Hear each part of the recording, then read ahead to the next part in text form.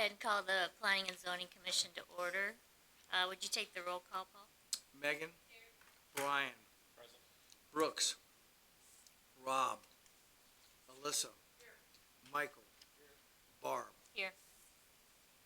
Okay, we've got a quorum. We'll go on, approve the agenda, please.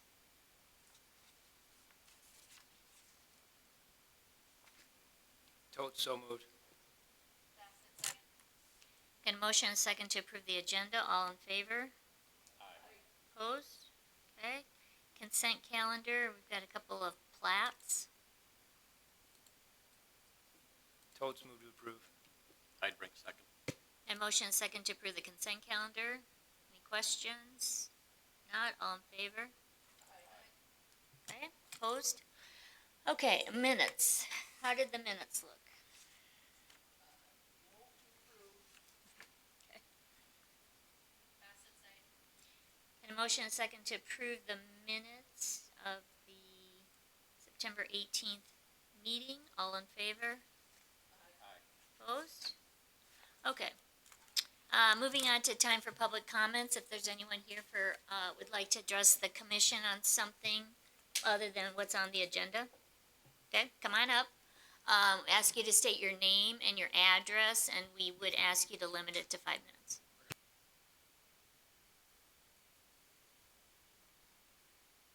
Okay. Hey, my name is Lance Hoff. I'm at 920 South Country Club Avenue in Brandon. I wanted to build a privacy fence. We bought a new home in the Aspen Ridge development. So we ran into an issue with the, what do you want to call it, definitions, right? So we have a non-traditional home, and the way it's a corner lot, number one. He's pulling it up on the TV there. So we're at 920 South Country Club, which is... Unfortunately, the Google map or our GIS map is not updated to show the actual house, but Yeah. It's roughly kind of here. There's, I believe, right? It's more situated towards the kind of middle south of the lot. Yeah, so we're right in the lot dead center in the screen. So to the left is South Country Club Avenue, and to the south is Haley Avenue. So we're at that intersection. So our driveway and garage faces Haley Avenue to the south. And a traditional home would also have the front door going out to Haley Avenue to the south. That's the way the home is situated, lengthwise along Haley Avenue. But our builder did something different or non-traditional, and our doorway, our front door goes out to the side facing South Country Club. So because of that, and the definitions, that's our address side, and it's also our primary front yard. So our secondary front yard is Haley. And so when we're looking at the fencing options, we could put a 6-foot privacy fence all the way out to the property line on Haley, but it would go around our driveway. You know, it wouldn't look right. So I feel like that the definition of for the fencing or how a corner lot is dealt with in the fencing ordinance isn't right, just because our front door comes out of the side of our house. It's just a non-traditional design, if that makes sense. And I have some figures if that helps you guys. I can't throw them up here; they're hard copies. But how do you fix that with the definitions? Even if you are able to, for the fencing ordinance, switch the front yard and the secondary front yard, it still doesn't look right, because then we'd have a privacy fence around where our front door is, right? If we were to maximize our space for privacy fence. So there almost needs to be a hybrid option to where it would accommodate a non-traditional home design, if that makes sense. But if you don't, if you don't want a privacy fence, obviously in front of your garage, Right. and in front of your front door, where are you wanting the privacy fence? Well, what would be our backyard? So our backyard is opposite of Haley. So that's the back side of our garage. That's where our back door and our back garage door both go out there. So if you're out there and you're looking at the lot, that's the backyard, kind of parallel to South Country Club. So we're trying to put a privacy fence around that. On the other side is a park, and basically if you look out of our back door, we're looking right down South Country Club Avenue, right, and the sidewalk goes right there. So we're just trying to get privacy. But currently, our only option is to have a 25-foot offset off of South Country Club, which comes out pretty far into our backyard. So it's just, our options right now aren't ideal. We do have options. Or we can go down to a 4-foot fence, which wouldn't be a privacy fence, right? So, it wouldn't be an issue if we had a traditional home design and the door came out to Haley, then we could put the fence in that looks normal for the backyard, right? So, from my understanding, what your front yard is to the west, Right. okay? And you're wanting to put a privacy fence in your front yard? Is No, that, am I understanding what you're on the wanting north to? side is really our backyard. On the north side. Right, So our, but you said your front yard is the west property line. right. And that's where you want to put the fence, but you can't? No, we want it on the north side, but because of the way So the that, but that's your fence, side yard, which it's allowed in the side yard. it's allowed to a 25-foot offset from the property line. Right, because of the front yard setback. So you're wanting to put it in the front yard. Because Yeah, that's technically your front yard if that's your addressed street. right, yes. And I'm saying that doesn't look right. So and the only reason that's defined as my front yard is because technically my front door comes out of the side of our house. If we had a traditional home with the front door coming out to Haley with our garage doors, right, like every other home in the neighborhood, then that wouldn't be our front yard. It would be our second front yard, and we could put a fence. Okay, just Yeah. hang on a second. When you started talking about north and west, that helped me a little bit. Okay. But looking at this diagram here, I cannot tell which street is Haley. Haley is I can't read the, on the I one on can't the read bottom. the words. Haley's Yeah. the cul-de-sac. The cul-de-sac, okay, and Country Club is the one that's going Totally confused. roughly north and south there. So your front yard is facing west, your side yards are north and south, and your backyard is east. Backyard's north. Backyard, So this is gonna be hard to see. I don't know. Yeah. So, I can't okay. leave my microphone, right? I'm confused. Before you said your backyard is east, now you're saying your backyard's north. No, backyard's north.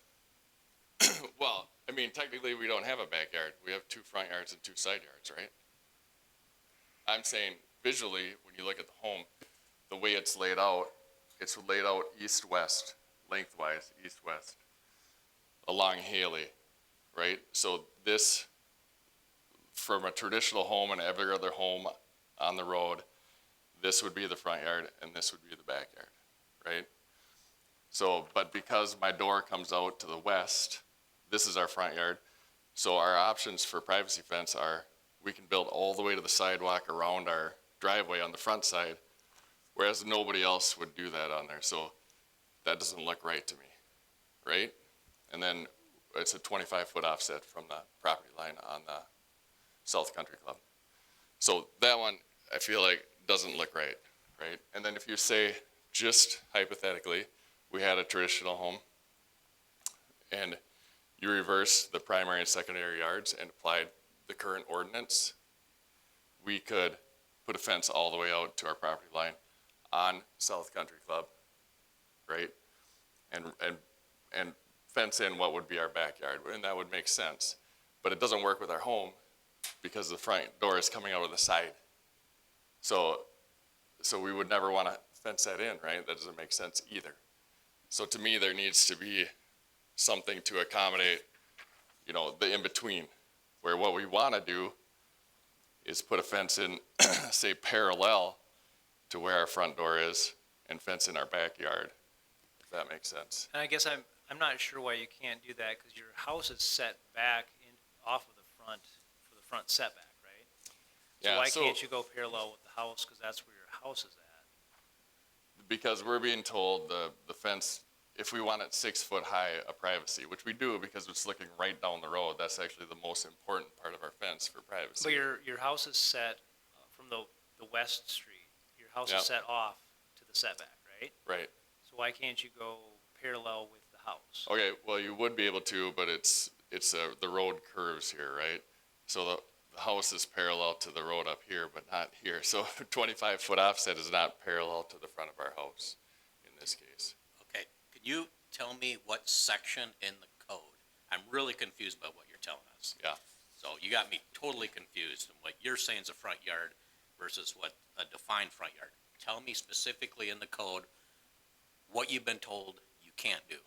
Okay, can you So, cite a specific section in the code? Yeah. So I know exactly what you're talking about. I can't see what you're pointing at up so there. there's two things. So basically, how a front yard is defined is. What specifically in the ordinance are you referring to? So front yard is defined by your address, and your address is defined by where your main access to your house is, right? So I don't see that in our ordinance. that's what I was told. So that's how, I don't see that. That's why I'm asking you what the city has told you. Can you please tell us the Yes. same thing? So we're looking at the So- same thing Yep. you're hearing, okay? So from the get-go, we're told, because I even said, can we change our address to Haley Street? Because it solves the problem. And they said, can't, because in the ordinance, you have to be addressed to where your main access to your house is, and our main access comes out of the side of our house So to where South that comes Country from is the definition of primary front yard, the address front yard of a double frontage lot. For single-family dwellings, this is typically the front yard most closely aligns with the orientation of the primary pedestrian entrance. So your address determines which one your page 166 in the zoning code, last page, basically. The definition of. Yep, it's the definition of primary front yard.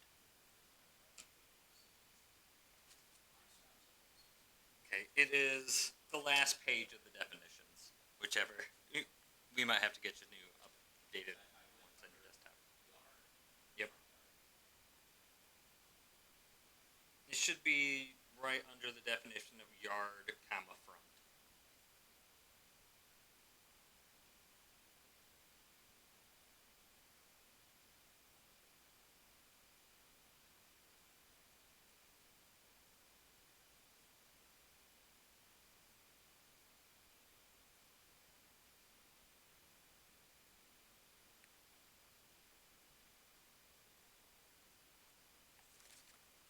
So, Okay, so I'm seeing, we got a lot of confusing definitions. We have yard front, we have yard required, we have yard required front. I'm still not finding, what did you call it? Yard, Primary front. what's the difference between primary and required? Required front would be our front yard setback. Primary front would be how we prioritize the yards. If you have multiple yards, one is your primary front, and the rest, if you have two or more, are secondary. The issue that that interplays into 15-15-6-6E, and that says for a multiple frontage lot, fences no more than 4 feet in height in the front yards, but you can have up to 6 feet in the second front yard. So his address side being on the west is the one that's required to be 4 by our zoning code. The one to the south can be 6. Due to his situation on his home, he feels it would be almost better to reverse them. So I really don't care where the door is. Where are you accessing from the property line?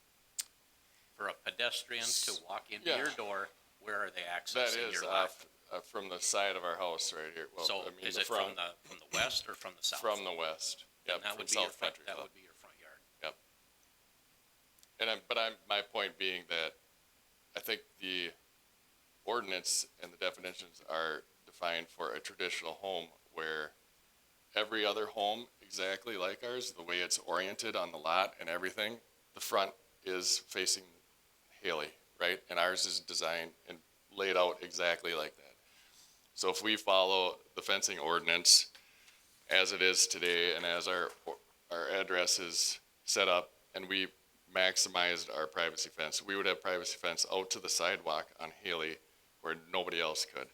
It would look out of place with the way our home is oriented, right? It's oriented with the garage going this way, it's because we have a non-traditional home. And basically our front door comes out of the side of our house. Right, there's lots of homes that have the garage facing, corner lots, garage facing one way, the house facing the other way.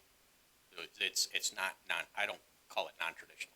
There's lots of applications like that. But that's what you have to understand when you do that. When you put your door opposite your driveway, you can't have your cake and eat it too. You can't have two side yards. Well, we bought the house built, right?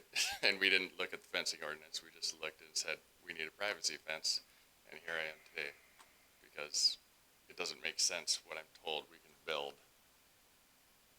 Does that look right to you? I can't. But, I I mean, can't you see wouldn't, what you're you wouldn't do that. I kind of understand where you're coming from, but that's, I feel like it's not getting to the intent of the ordinance.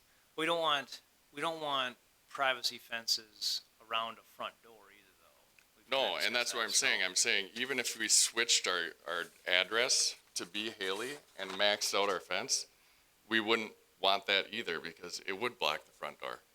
So I'm saying there should be some sort of in between, that captures a situation like this where our home is oriented like this and for a corner lot, or maybe give city staff some sort of interpretation power or something. I don't know how that is.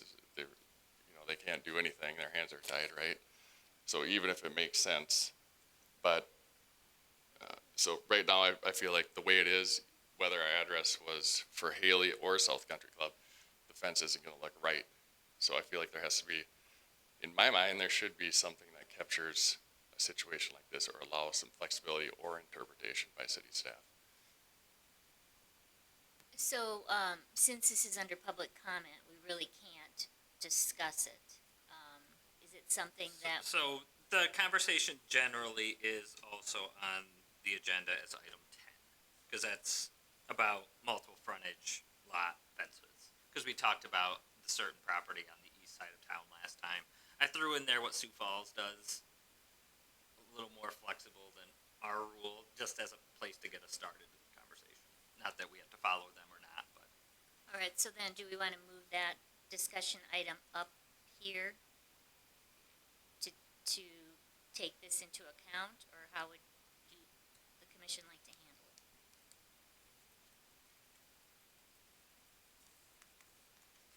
I see your dilemma.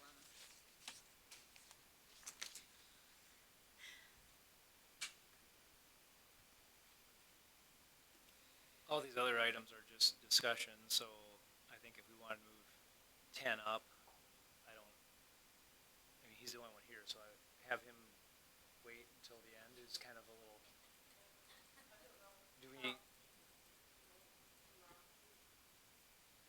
We already approved the agenda for tonight, so I don't know, according to Robert's rules, how we move it around now. Probably is a way, I'm not sure what that would be. I'm happy to come back again too next time we meet, and we could get this stuff, my figures, to these guys so it could be up on the screen for you, or Yeah. give you time to look at this beforehand Well, or something. too. Patrick's trying to draw your house there, that would help me to see. Part of the problem, so this is very crude, but, so you have the house here and you would have your front yard setbacks. I believe your desire would be to have the 6 feet extend. Six, what do you mean? Oh, yes. So our backyard is the north. We just want to fence that in. That's where we need our privacy. Well, But- the terminology we're using is kind of confusing to I me. know. I know you're calling it backyard. Is your house like more or less a rectangle shape? Yeah, And your this I have accurate. So it sits east-west. It's long on Yeah, Haley and that's the short. long, east-west is the long part, Yeah. and your front door comes out Oh, here. yeah, so it Okay, looks that's west. your front door, even though it's on the No, short I know. side of I your know the definitions. house, Yeah, okay? yeah. So where Technically, your we front don't have door backyard. Mm-hmm. is, that's your front yard. You have to call it the front yard, because Right. that's what it is by Mhm. law, okay? So So that's confused me, cause like, the north side's your side yard. Well, it's partly front, partly side, so we can't call it your backyard, cause it's not your backyard. No, I think, Yeah. by definition, I call it my backyard Yeah, because I know. it is Yeah. our, I I mean, know. to I us, think it's That's our how it backyard. Where feels you're to you, but confusing that's everybody- not the Yeah. real name I'm of it. sorry. Your garage enters from the side yard. That's where you're confusing everybody in your terminology. What you need to Yes. say is you enter your garage from the side yard. Yeah, that seems so weird. So it doesn't matter where your, doesn't, Yeah. seriously, it doesn't No, I matter, know, doesn't from matter where your definition house why. sits on Yep. the lot. Yes. Your front yard is to the west. Yep. Your backyard is to the east. Mhm. You're entering from the side yard Okay, instead of from the front yard. yes. So. I The don't- garage I'm enters still side not yard. saying it's non-traditional. Your house is what it is. You've taken advantage of the side yard to enter from the side instead of from the front. So it still is gonna put your backyard to the east.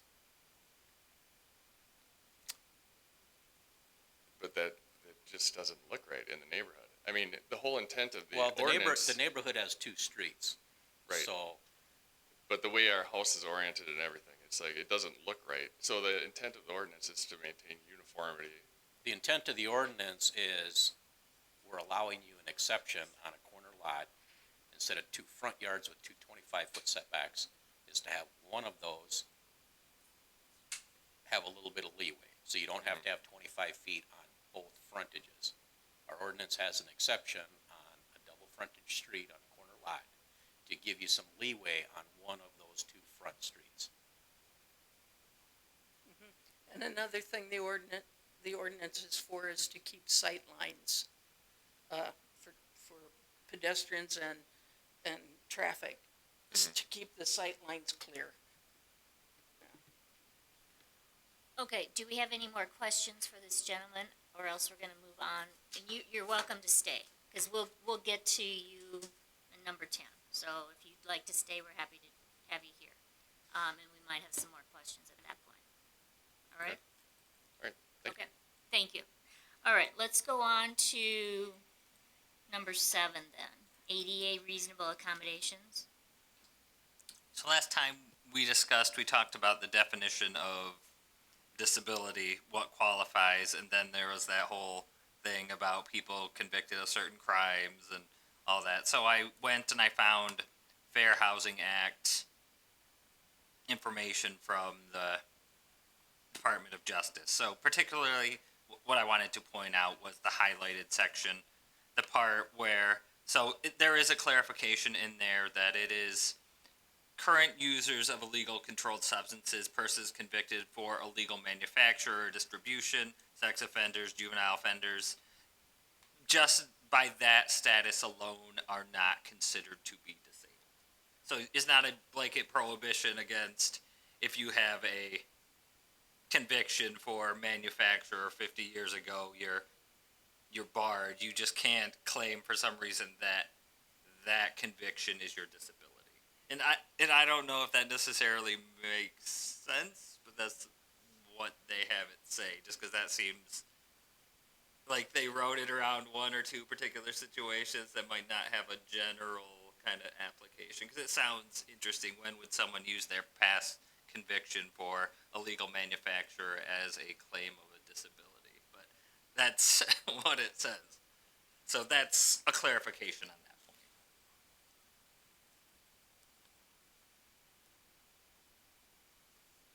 And that is on page 2021 of the packet. So where are we at? We're just trying to draft a new ordinance, is that what we're trying to do? Correct. So federal law, the Fair Housing Act, the American with Disabilities Act requires us to make certain reasonable modifications and accommodations should someone with a disability need something housing related. Whether it's in our zoning code, you can't put a ramp because it's part of a deck in the front yard, but this would allow a variance, of course. Would there be a hardship for that qualifies as a variance? Maybe not. Could you still technically use the house? Is it occupiable? Yes. This would allow us to make those accommodations that federal law requires us to do.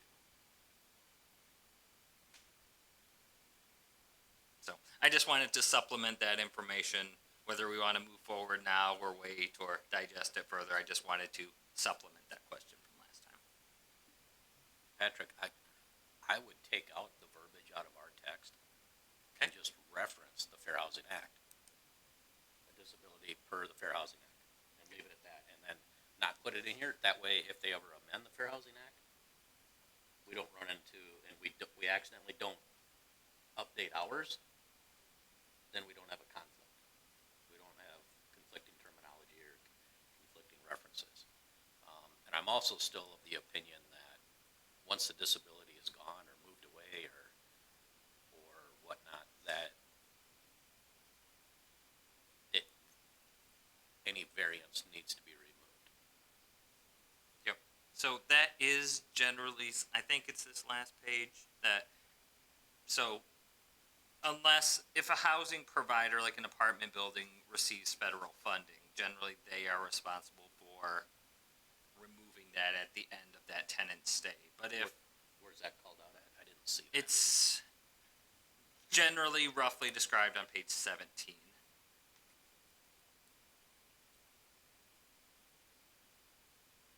So I can further explore that detail for you if you want, but that's generally if it's supported by federal funds, then usually the property owner has to be the one to do that. But if it's just somebody's house, it's usually the tenant at the end of, say, grandma needs a ramp, grandma's there for 10 years, then grandma's not. It would have to be put back at the landowner's expense to something that qualifies. Right, but that's not the law. That's just commentary. Yes, that is my commentary based on what I've read various places. I guess I would like to see that actually in the ordinance, not in Okay. somebody's interpretation of what the Fair Housing Act is. Yep. But we might have that in the ordinance, but who's gonna police them? If grandma's gone? Well, How pretty would- much any of our ordinance, we would, I guess. enforce them when applicable. So if we notice that it's causing a problem, then we say, okay, this is a problem, here's your notice. That's kind of how our ordinance works.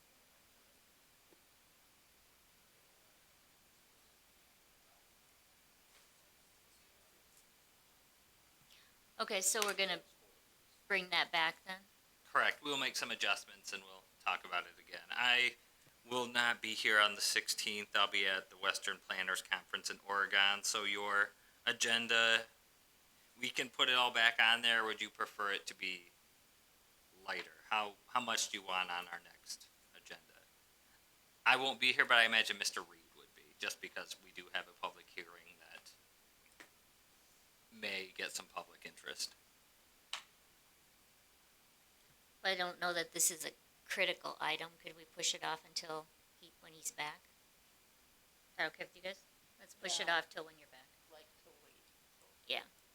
since you're the attorney here. Is there anything pressing on this? I don't No. think There so, is, no. it's just, there is no current situation requiring it. We just don't want to have to respond at the moment if we get one.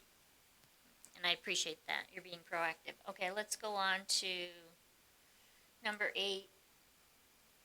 Merger of simultaneously improved lots amendment ordinance. Just So- saying that, I kind of glaze over. It's like, So there is kind of a new wrinkle to this.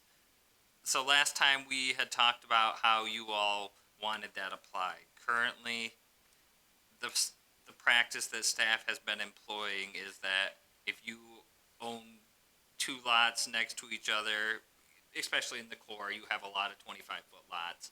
If you own them all and you want an improvement on one, our practice up to this point has been you replat them all together, whether it implicates the other lots or not your improvement.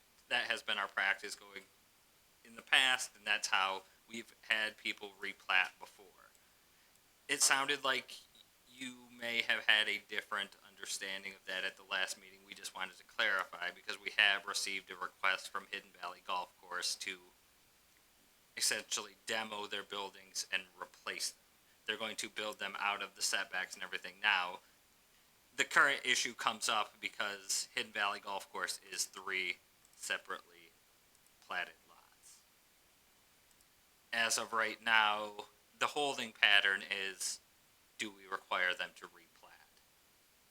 And that, if we follow our current interpretation, yes, but do you have direction for us that, would you like us, all their improvements are confined to this one lot on the west. Would you prefer we require them to replat, or do you see that section as applying differently? And if you do, we would need a motion to staff that we apply it differently.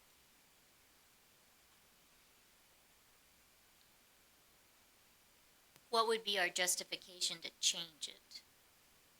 The intent of the section, is our interpretation of the language incorrect? Do you mean that language to only apply in situations, say the building they're putting up crosses the property line 50 feet on each side, so both lots are implicated? Is that the point where we would replat, or just because they own 3, they're together and it's an improvement to Hidden Valley Golf Course that we replat it into one?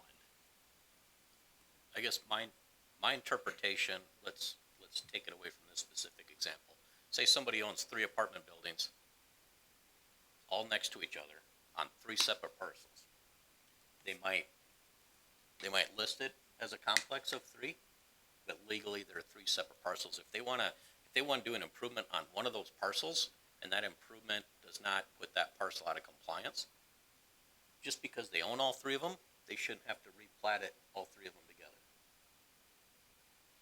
Or another example. It's still a business. It's still a business that takes place on 3 separate parcels.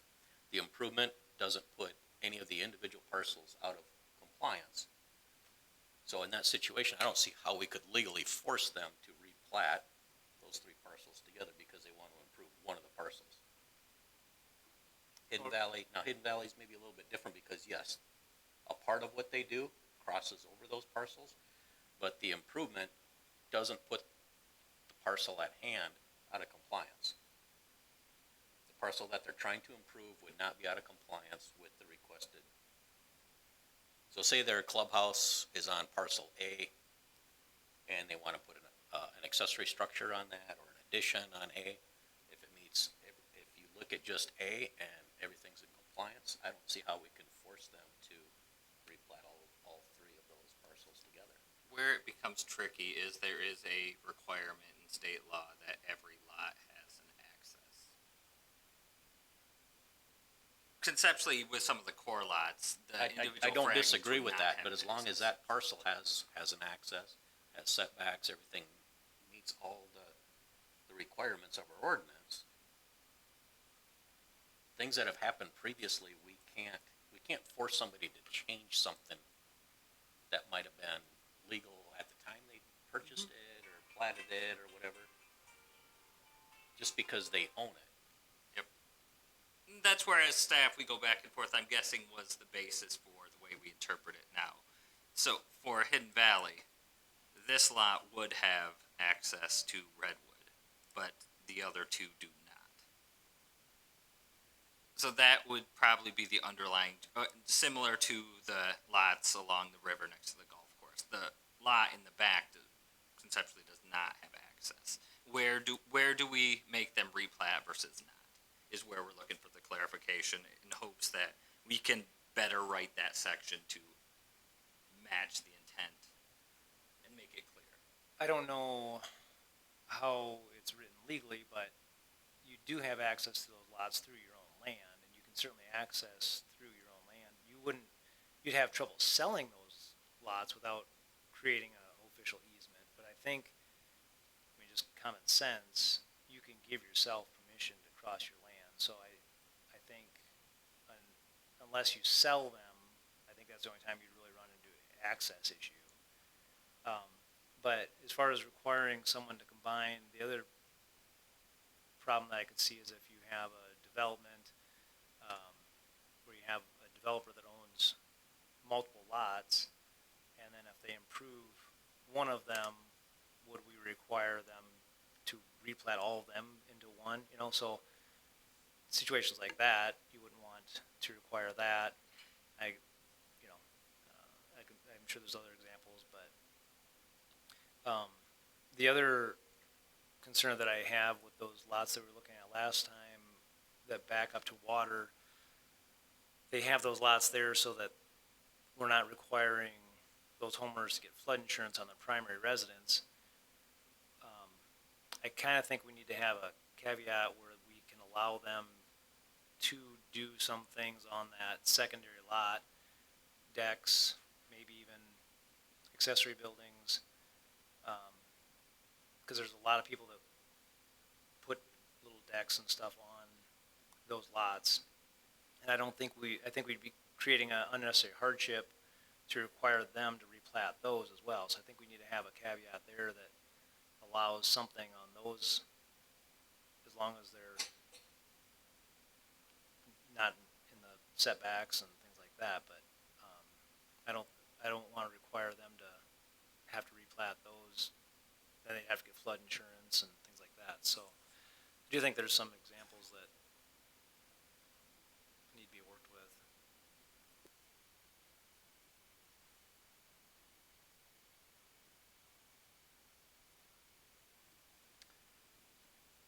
At the staff level, we don't have necessarily a strong opinion either way. We just want to be consistent. Is why we're asking, because we've had surprisingly a lot of these come up in the last couple of months. 6 probably, maybe 4 or 5. Like, it's oddly that has come up a lot lately. Maybe 6 is too much, but so a lot have come up lately. We just want to make sure that we are doing it fairly, because we have made people replat some of their lots in the core where they would install something like a parking pad and they have a little block off to the side. We've had them replat even though the parking pad did not in any way touch the other lot or mess with its setbacks or anything like that. So that's how it has been applied. We're more or less looking for, is that your intent? If not, we need to clarify. Because we don't want to change our policy without some direction to do so, because then we're acting arbitrarily. I guess in my opinion, if, say I own the lot next to me, because I want some elbow room, okay? I want to put an addition on my house, okay? If I can put that addition on my house on the parcel that it sits on, what legal right do we have to force me to replat that? Just because I own the next lot, we don't have that right. Just because I own that lot next door to me, what I'm improving on the lot I want to do the improvement on is still in compliance, everything works. You can't force me to replat both of those parcels together just because I own it. Now, if the improvement I want to do requires me to replat that in order to do that improvement, that's a different story. But we can't force somebody to replat something just because they own the parcel next to them or behind them. Or Yeah, I think once if they everything's start, legal with what somebody wants to do on the parcel they're working on, we can't force them to replat it. I think I once mean, they they could take us to court and say, you're forcing me to do something just because I own the next property next to me.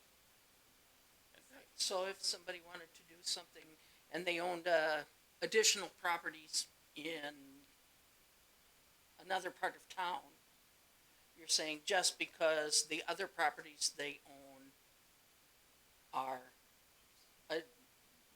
abutting.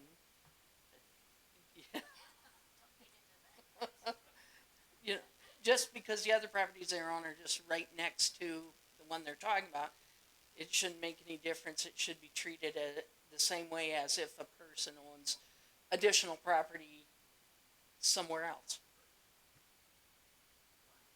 If that's what am I understanding you that way, right? Yeah. Then yes. But if the improvement, in order to do the improvement, doesn't require that, then I don't think we can force them to replat it.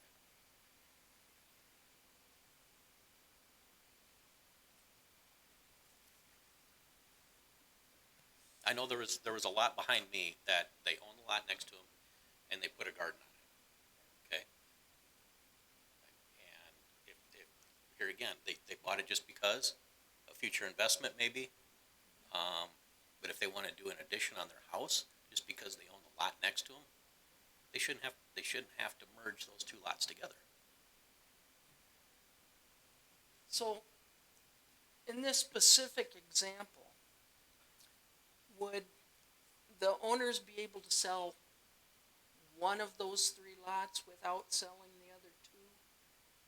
One of those three parcels without selling the other two? I assume you could sell your land, but some kind of easement would have to be given, whether they expressly create one or a court creates a prescribed easement that you sold it knowing that obviously somebody wants to access their land, so you've effectively given them an easement even though you didn't write it down. But, yes. Okay, so does that give you guys enough information, or do you need more? Yep. So we require a motion and a second and a vote to change a policy. So if you would like us to interpret it as so long as the improvement does not encroach or modify or implicate the other lot, then a plat is not required. We would need a motion and a second and a vote authorizing that policy change. What do we allow, because you have to have a primary structure defines what you can do with other things. So on residential properties, what can you put on that? Can you build a garage without a house? You could not. Okay. I thought so, but I just wanted Correct. clarification. The first structure on the property would be the primary structure. So it would have to be something that is expressly a permitted use, and a garage by itself is generally not. Yeah, I just wanted to Some clarify communities that, do allow a standalone garage. Does as a any principal use. We do improvements not. then, if you put a accessory building, a deck, patio, any improvement you put there, then would require you to replat? Typically, yes. If you wanted some accessory structure, it would have to have a principal structure with it, so you'd likely have to replat. And that's how I would want, I wouldn't want any improvements done to it. If it's just a vacant lot, if that's your intent is that, sometime you might wanna resell it or whatever, but then you're not doing any improvements to it, so. And this motion and vote will help staff move forward the Hidden Valley project, which is in a holding pattern as of this week because of this issue. So it would send us in the direction of potentially issuing the permit without replatting, if that's what the board envisions that we're going toward, a different interpretation.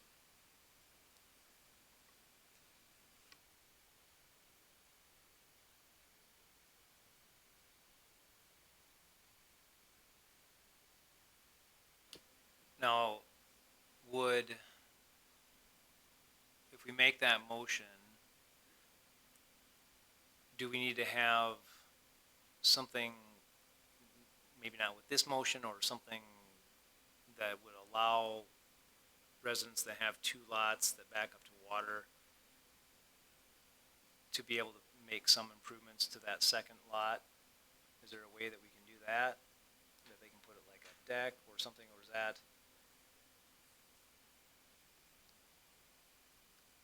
I imagine the motion made would be very broad. If you wanted things that would apply to that, a particular situation, maybe that is where we work on the language itself. But we can, what you're giving us is basically a hiker's manual, and you're changing how we see it. Maybe not necessarily the words currently, but how we see them. And if how we see them applies to that situation, we would apply it accordingly. If you couldn't necessarily read the interpretation that way, we would need to change the language. It's hard to know without a particular situation applying to the language.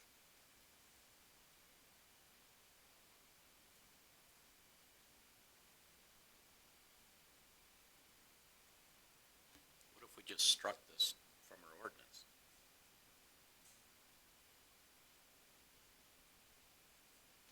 So if somebody comes in, their house straddles a current property line, or they want to put an addition on, but and they own both parcels, they want to put an addition on, but we can't because you're too close to the property line, you're over that property line, then we just say, no, you can't do that. Now, if you want to replat it and come back again, then we'll look at it again. But right now, no, you can't do that. Now, if they want to come in, do an improvement on the parcel, everything's in compliance, boom, we're good to go. But if they come in with something and it's out of compliance because of the property lines, then we just say no. However, if you replat it, then yes, we can do this.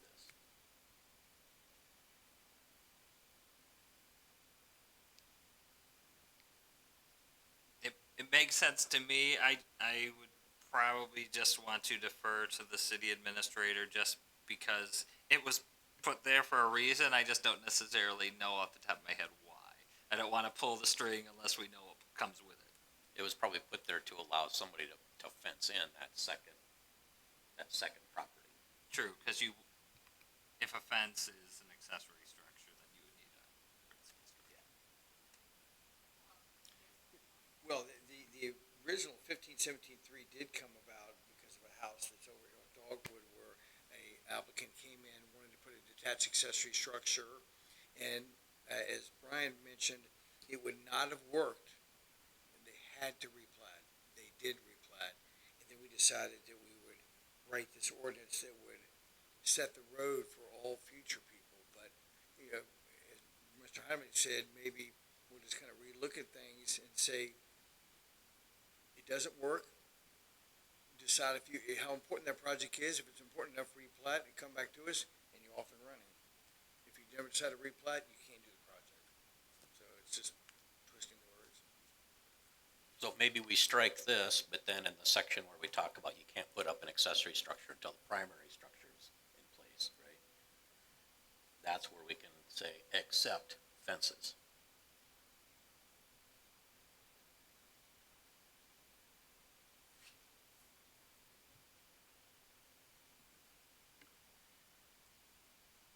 I will present this to the city administrator tomorrow. If he doesn't have an issue with it, or if he does, I will note it, and then we will further discuss. I don't, other than I mean, we who knows what comes in tomorrow, but Hidden Valley is the one we know about. If someone wants to make a motion accordingly on that one, we can come back and discuss the broader ordinance language application later.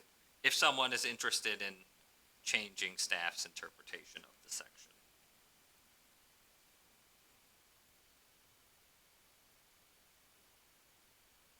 If we change the wording, we delete it, whatever, don't we have to allow public input?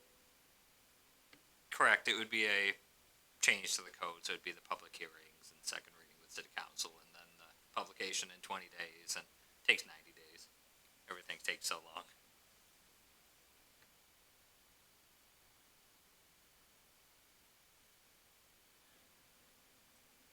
Is this really causing a problem for Hidden Valley? I'm sure that they wanted to get started yesterday. They will tell you yes. Their schedule they want to get started October 15th? So that is when they want to start. Absent a change of policy, we are not able to approve a building permit because it is 3 lots. But is that just a policy or is that written down someplace? That is the precedent that exists. If we are to interpret things consistently and fairly, that is the precedent that exists. without a policy change to override the precedent. I think if you read it per the wording, that is probably the correct interpretation, whether that's the intent or not. That's probably up for debate, but yes, I would agree, Patrick, that is the strict interpretation of how it's worded.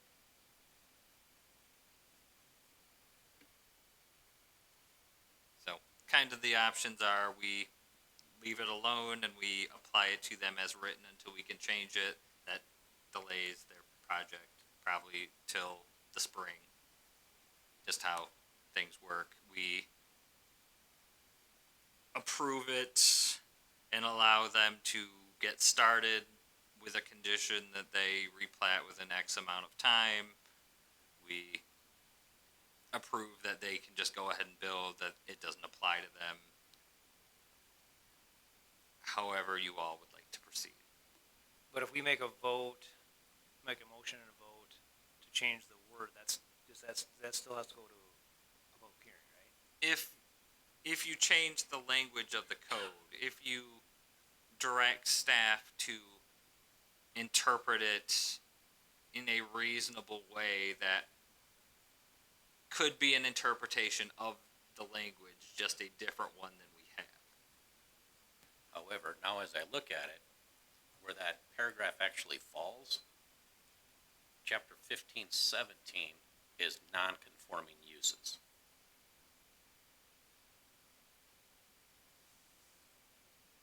But in the situation of the golf course, if everything they want to do on that parcel is conforming, chapter 1517 and all of its subparagraphs would not even apply.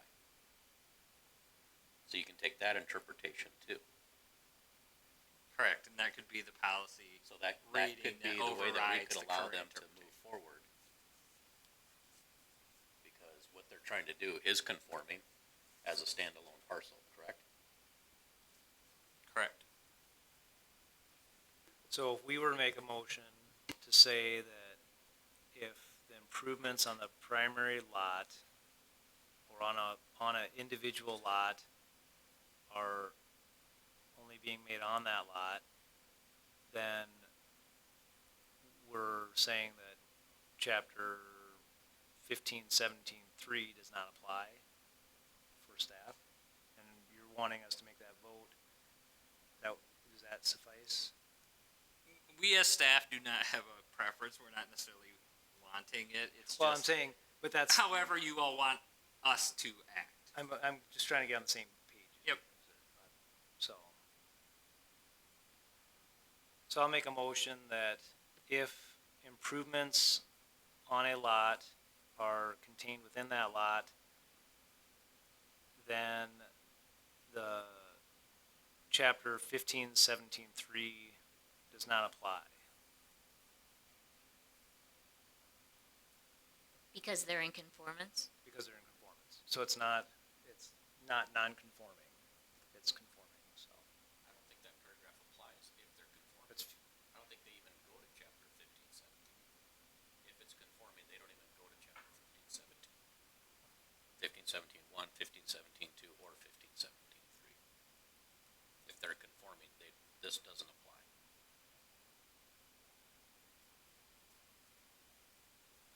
Okay, do we have a second on that?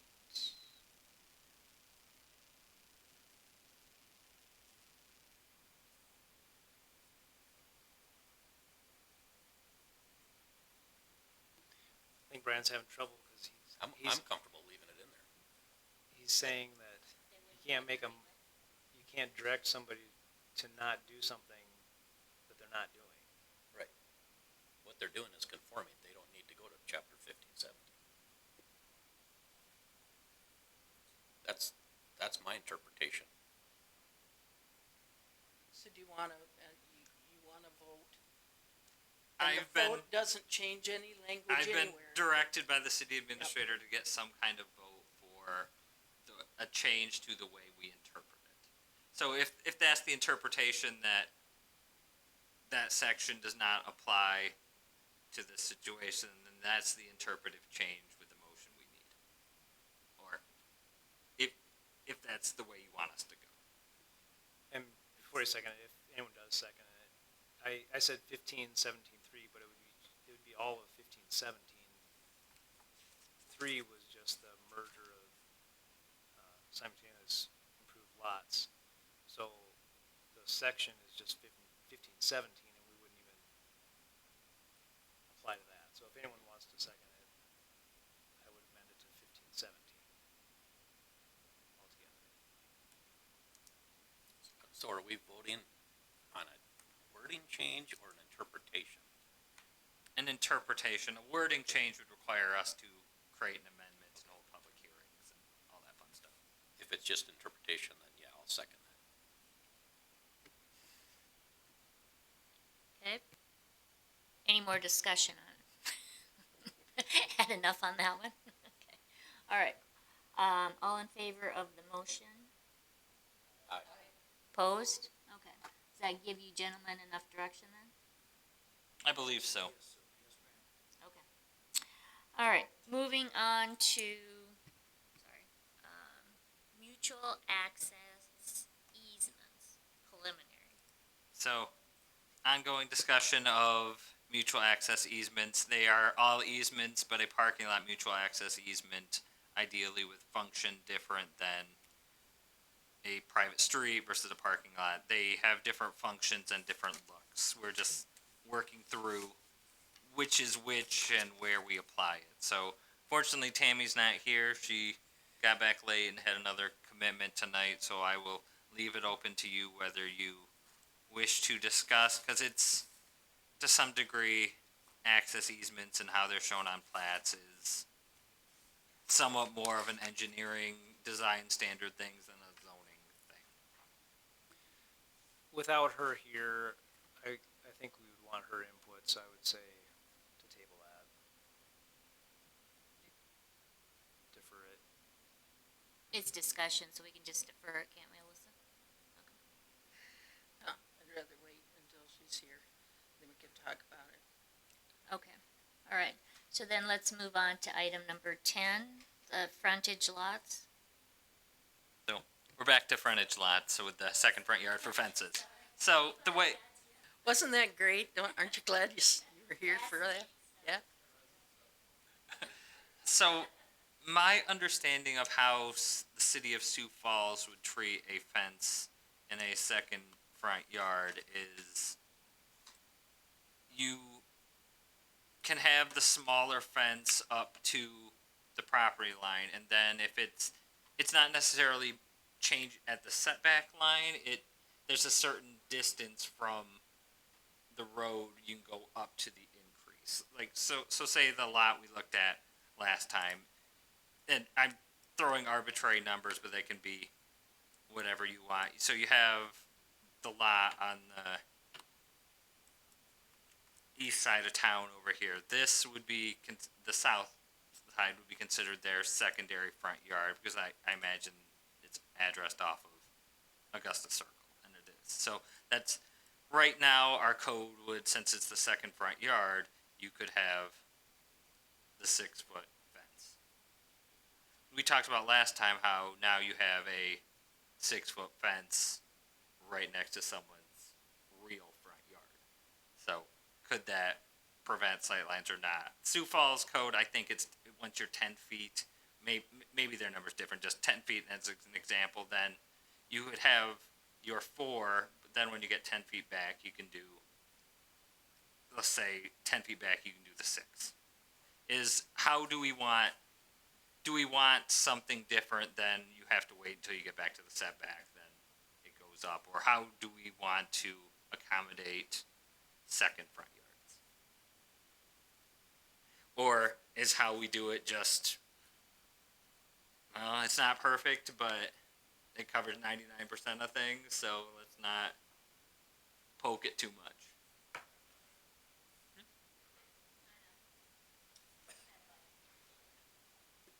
So I read a couple examples during the break there, and the one option you're referencing I thought was a good one. And note that these are exceptions for corner lots or multiple frontage lots, and that safety will always supersede, right? So with those caveats, the example Patrick brought up was you could do 4 foot on the property line, 5 foot, 5 foot back, 5 foot offset, and a 6 foot with a 10 foot offset. That's a nice solution, right? The other one I saw that made sense for my property was you could put a 6 foot fence in your front yard, provided the driveway doesn't come off the same side, right? And that's the situation I'm in. So that those were a couple options I saw that made sense. I do think that we need to have something in there if there's a, if there's a driveway within so many feet of that frontage, then it has to be set back so far, or a 4 foot fence or something like that. Because it doesn't happen very often, but when it happens, I think it's a fairly significant safety concern, so I don't know how exactly to write that, but if there's, because the problem is, you don't always know, I mean, if that's a new development, you might not always know where the driveways are gonna be, or what have you, but if it's a street, then you're not gonna catch everything, so I don't know, if it's a residential street, an accessory street like Sioux Boulevard or something like that, that's designed not to have driveways in it, it's not a problem. But on a residential street like this, it's just obvious that there should be driveways that are going to be in there. So I just think we need to do something if it's on a residential street on a double frontage. What about, the name of the development is, no, not coming, Doug Metcalf's, Tallgrass Tall Village. Grass. Are those private alleys or are those public? 2 of them are owned by the city, and 1 of them is owned by the residents. So then if you start to take these interpretations to that, they do have garages back there. That is a second frontage. So some of these interpretations wouldn't necessarily apply there. The covenants in Tallgrass Village only allow for 4 foot fences, though. You can't have 6 foot privacy fences.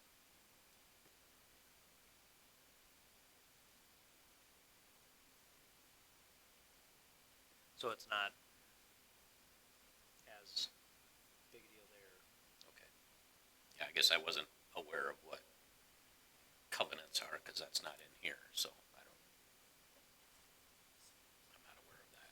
That's fine, I live there, so. Well, I'm just trying to look at all situations Yep. here. Are we trying to create something that's gonna answer every single possible option? They never do. Along South Sioux Boulevard, there's a lot of houses that have tall privacy fences up against Sioux Boulevard. And that would be their second front yard, but a lot of those fences are not very far back from the sidewalk. So do those fences meet the setback requirements? No. Your fence just has to be just inside the property line, so it could be half an inch. Right, and the property line's usually a foot inside the city sidewalk, so if you're seeing them there, you should see 1 foot of grass. Mm. Next to the sidewalk, that fence, that's where the property line starts, just inside the pasture mix. Okay, so the sidewalk, and then there's a foot of grass, and then their fence can be. Then who mows that 1 foot of grass? They would. They go all Yeah. the way to the curb and gutter, man. Just like they have to maintain their sidewalk Yeah. and plow the sidewalk, then Yeah. they would have to maintain the grass as well. Yeah. But they don't have, my point with that, though, is they don't have driveways going in and out of there like they do One over house there. does, is all. Right, but that's why, along a residential street where you have, the intent is to have driveways every 100 feet or whatever, that's the problem. cause on Redwood's the same thing, they have houses that are backed up, they have double frontage, they have privacy fences, but again, you don't have cars going in and out of there. And they're set back even a little bit further, but there's plenty of sight line there, but.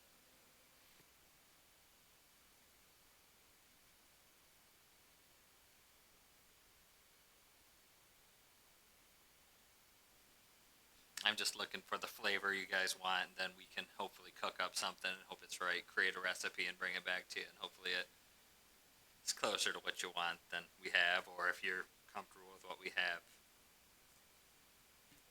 I guess are all of us okay having a 6-foot fence in a second front yard if that street does not allow driveways? If it doesn't allow driveways, I think I'm okay with that.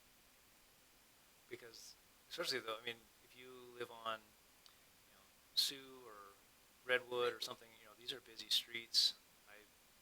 I would have a privacy fence. That's where I would want it more than anything. So I think I'm fine with that. Yep.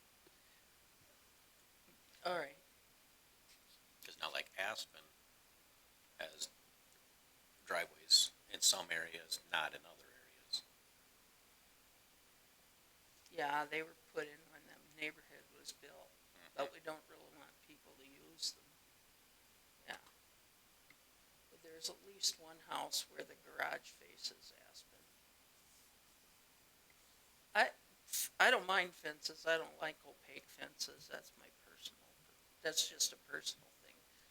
So 4 foot, 6 foot, if it's chain link and you can see through it, otherwise, going down South Sioux Boulevard, it's like this in my face, don't like that. That's just my personal thing. 'Cause my concern, if, but- like you said, there are some that have driveways, and if you have a driveway, you should not have a 6-foot fence going up to the property line, because you can be backing out of that Yeah, garage or driveway or whatever, it's a safety issue. right across the sidewalk.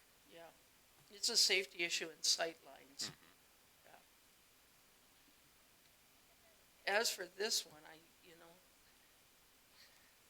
yeah, I'm having a hard time imagining in my brain what you want. Like if we had your lot and your house 5 times and drew little diagrams where we could do it. You could do it this way, you could do it this way, and you say, I like this one best, and then we can decide, but yeah, I have a hard time imagining it. Correct me if I'm wrong, but so what he's looking for is a 6-foot fence that basically would run like this. So the problem is the front yard then would allow a 6 here, but then it would require a 4 along. If you wanted it to be 6, it would have to be here. It would flow differently. Now, if it were 6 feet, 6 foot around the north and south, like that first line you drew, would that create sightline problems for people who are driving down the street? That's the thing that I would kind of worry Arguably, about. probably no, just because this is Christensen Park up here. So that's the unique thing about the situation. This is also not classified as a local street. It's more of a collector here. It's not your internal local street. The problem is his address is here, and that's the 4 foot instead of the 6 foot. And that's unfortunately the rub.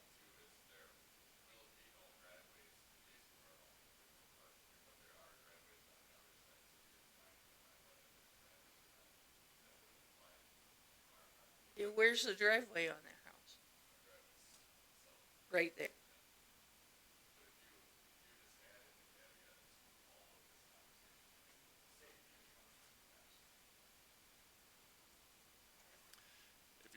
For anything you come up with, if you add the caveat that sight lines need to be maintained from adjacent streets and driveways, then it could be more of an interpretation from city staff, correct? Instead of just trying to find something that works uniformly uniformly across the whole city, because that's almost impossible, like you're talking about.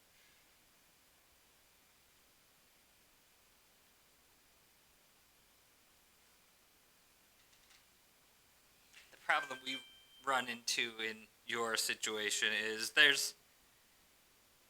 they can correct our interpretation if it's a different interpretation. They can't change the language on the page without an amendment. It has to be a reasonable differing opinion, not a fundamental rewriting of the code. That would require an amendment. So, right now it says for your address front yard on a corner lot, you are allowed 4 feet in height fences.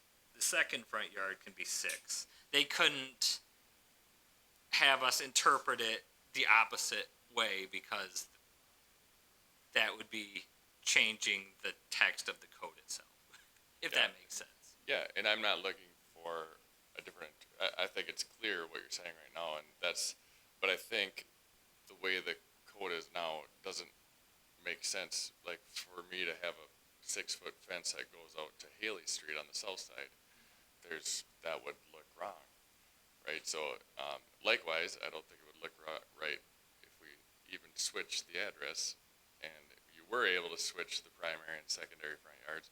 It wouldn't look right for us to put a 6-foot fence around our front door either. So that's where I'm saying we're missing, this is falling between, I will agree with you that there shouldn't be a 6-foot fence out to Haley. I'll agree with you on that. But think that I we could get need a to make permit change. for that right now. Right, I think we need to make a change on that. Yeah. So I'll agree with you So- on that. Yeah, and I'm not looking for something so I can put this in tomorrow. I'm looking for a change, right, that makes sense that picks up our site, and looks like you're having problems with other sites as well. But to me, writing this code, it's really difficult without a little bit of flexibility, because you're never going to catch everything. That's kind of what I'm hearing.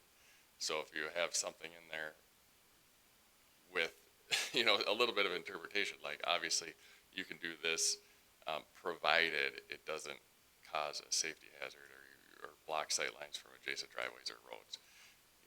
Then it leaves a little bit of room for situations like mine, where we could do when you're out at the site, it makes sense, right, and how it should be done. But with code, we could never build it currently. Patrick, can you draw, like, what the code would allow, like, all the way around?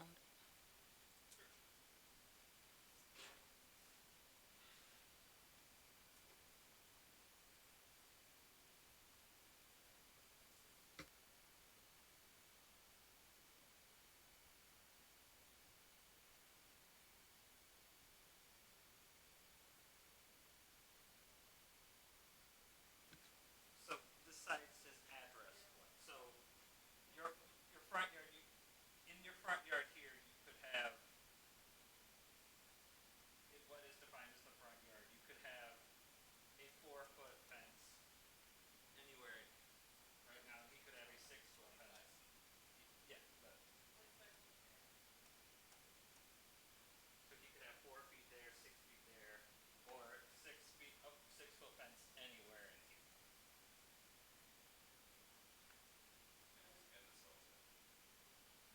Yes.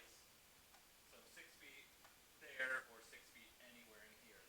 The code just requires 4 feet within the front yard setback on the primary front. So he could have a 6-foot fence, assuming there's room here, but then it would have to cut back to 4 unless he were to juke it back in line outside the setback. So it would look interesting. And so the only change you want to make to that, where it would be allowed anyway, is just to have that line go from the. I imagine that staff does not have an opinion, but that it would be the residents' Yeah, property. yeah. So where he drew that 6 foot and then stopped and make a turn, you would just rather have that go straight to Yes, because that would, if you stand there at that northwest corner of our north side yard is where our deck is. It just doesn't fit the site, I guess, but, so when we're talking about alternate language for this, that I like the flexibility of the example given for this, where there's a caveat for corner lots where you can go an offset. You can do 4 feet like he's talking about right up to the property line. 5-foot offset for a 5-foot fence, 10-foot offset for a 6-foot fence. I would be happy with that here, provided it doesn't block adjacent, the view line of adjacent driveways or roadways, which in our case it wouldn't, right? But that gives flexibility to the homeowner, and it would, to me, solve our problem. But, and the other example is, we can't be the only one that have run across this, because I did find the example where it said the exception of putting a 6-foot fence in your front yard is if the driveway doesn't also come off the front yard side, the primary front yard side. So that was another way to kind of capture a lot like ours, where essentially the door comes out of the side. That one might be, I don't know if there would be unintended consequences from that one, though. You'd have to look at some other lots, I guess. It would work for ours, but the flexibility of the offset example is, I think, would be nice for homeowners, provided there's no safety issues, right?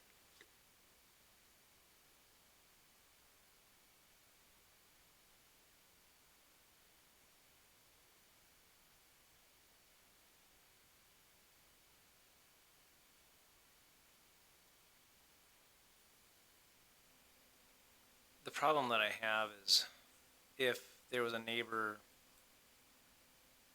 to the north of you, where do we define that there's a line of sight issue then? Do we, if there's someone to the north, does it automatically go back to the 25 feet? Or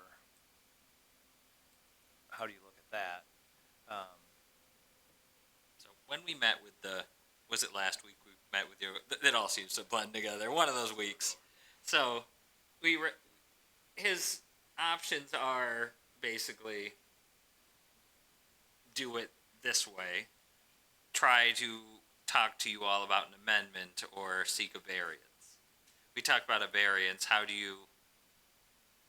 What's your hardship on a variance for a fence that I want a fence? What's your hardship? Could you slide over to the intersection of Chapelwood and South Lakota Avenue? Sure. You'll have to guide me. Am I going north, east, west, south?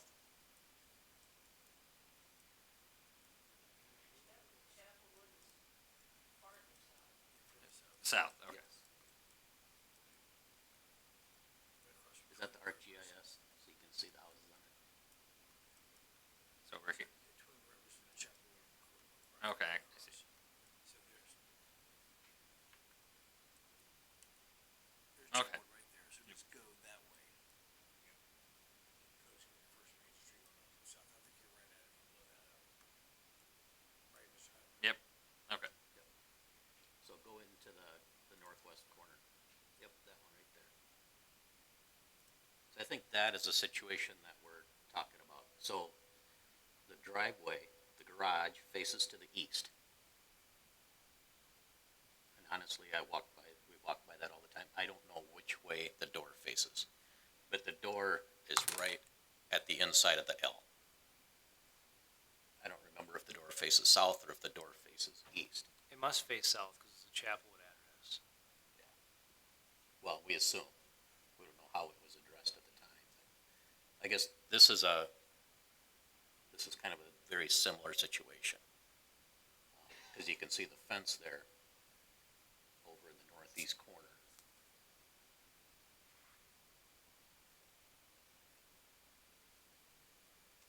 Conceptually on this one, your south front yard would be your primary, and along Lakota would be your secondary. So the secondary one could be 6 feet, but on the south you would be limited to 4. And does that necessarily make sense that they could have a 6-foot fence along, right on the property line on the coda.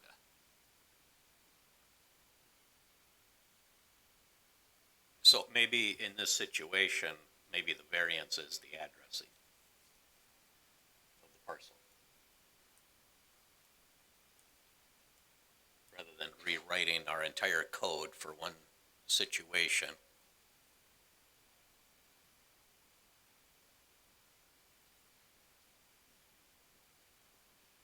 I don't know the house, I haven't seen it, so. I don't know which front of the house actually looks like the front of the house.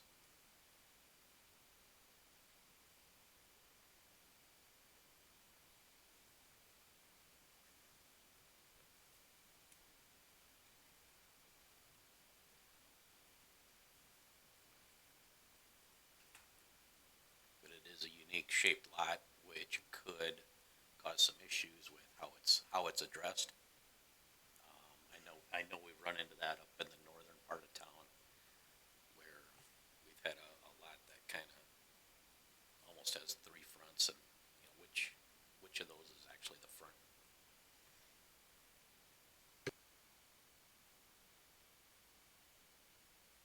Requested to opt out of Google because they are a patch up bug. Unless there was people standing there when they. Yeah.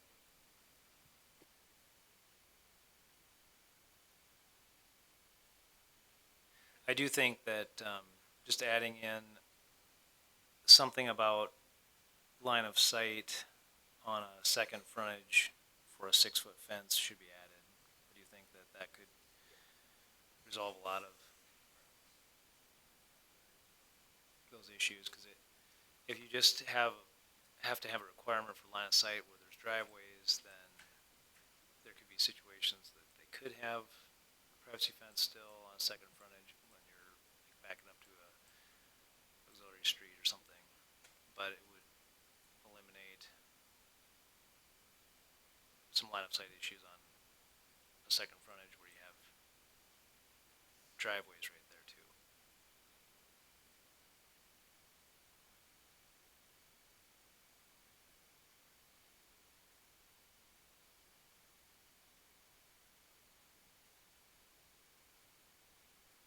So you want us to relook at the fencing, second front yards, line of sight, driveways, and try to tweak it a little bit?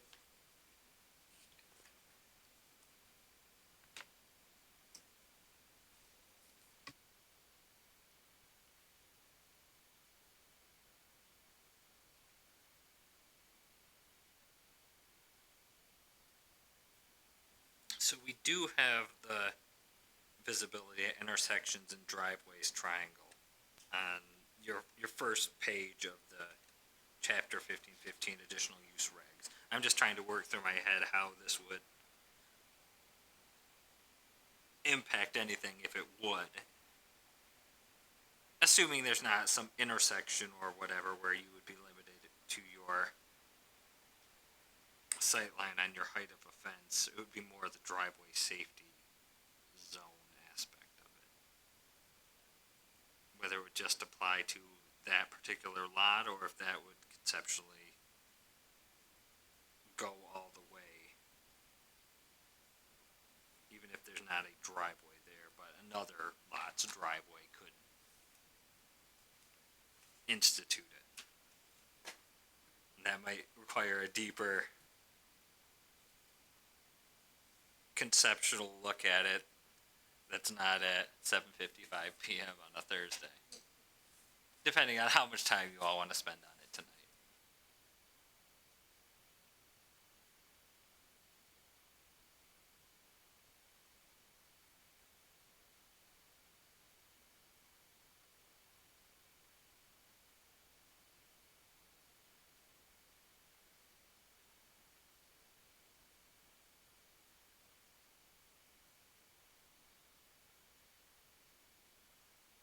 Conceptually, we would have areas that it would depend on where the sidewalk's located and where the property line is, but potentially we could have situations where a property line is within 10 feet of a curb line. And in that case, in that 10 feet area, a fence, even if it would allow a 6-foot tall fence, you could only have a fence 3 feet tall, just because the site is designed to keep an open space between 3 and 10 feet, so that would cut it off, since we wouldn't allow a 10 plus foot tall fence. So conceptually, there'd be situations maybe in the older parts of town where there are no sidewalks and the property lines are closer to the curb than 10 feet, that it could apply to. I don't know if our current situations probably would not be relevant there, just because I'm guessing the property line is, I don't know. We'd have to look. I'm guessing it's more than 10 feet though.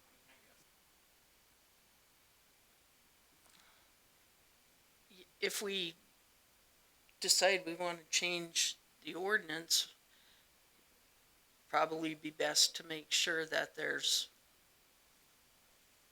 more than just a couple houses that need new language. You know, we have 3 neighborhoods going in.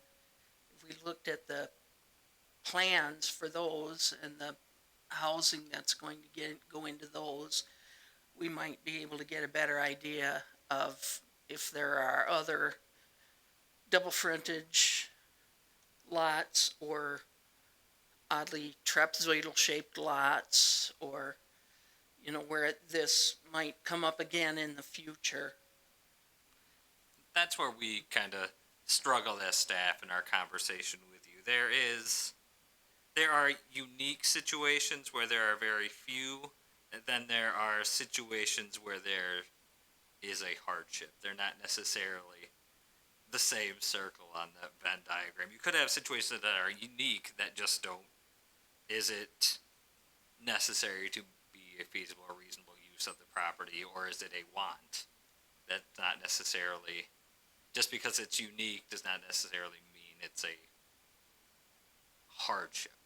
So it's kind of where that line is drawn, and of course, as at the staff level, we don't want to predict what the Board of Adjustment will do, just because that's not our role. It's your role to decide that, not, you know, and we don't want people going off of a prediction that we have no ability to control, just because that seems like bad business, where they rely on something we say and then you are not bound to that and we're not. So that's where the struggle comes in there. So and that's where it becomes hard, where the variance route, it may be unique, but is it a hardship?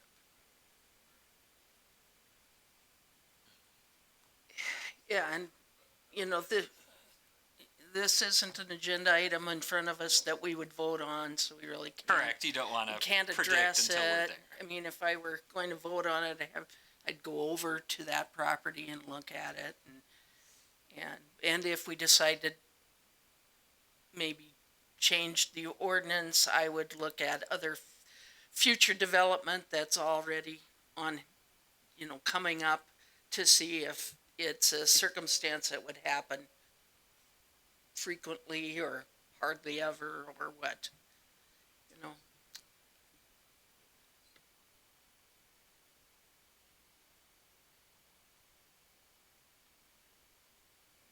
So how would we like to handle this? Do we put it on the agenda for next time so that it's a full agenda item? Or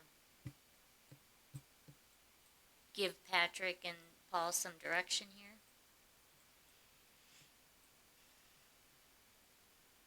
Do we have some general language flavors you're looking for, and we can write you up a starter recipe and we can go back and forth? Are there certain themes you are interested in working into it? Such as preserving sight lines, and you don't want 6-foot tall fences on local roads, but maybe they're okay with arterial streets and collectors, or some kind of themes we can bake in and hopefully get closer than we are, or Were you were you wanting to put up a fence right away? Or in the spring, or?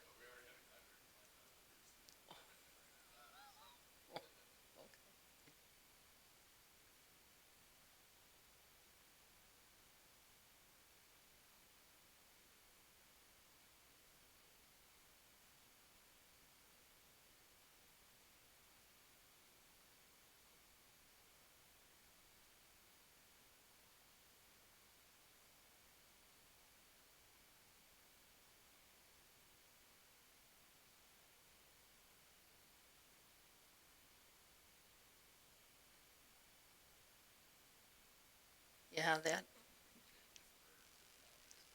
and that takes, what'd you say, about 6 weeks to get through that process? A zoning amendment takes roughly 90 days, No, yeah, oh, yeah, so, just because then you schedule Yeah, a public right. hearing, and usually you have to schedule it a month ahead of time, just because how meetings fall. And the city council has one, then a second reading 2 weeks later, and then you publish a week after that, and then you had 20 days, and it moves glacially slow.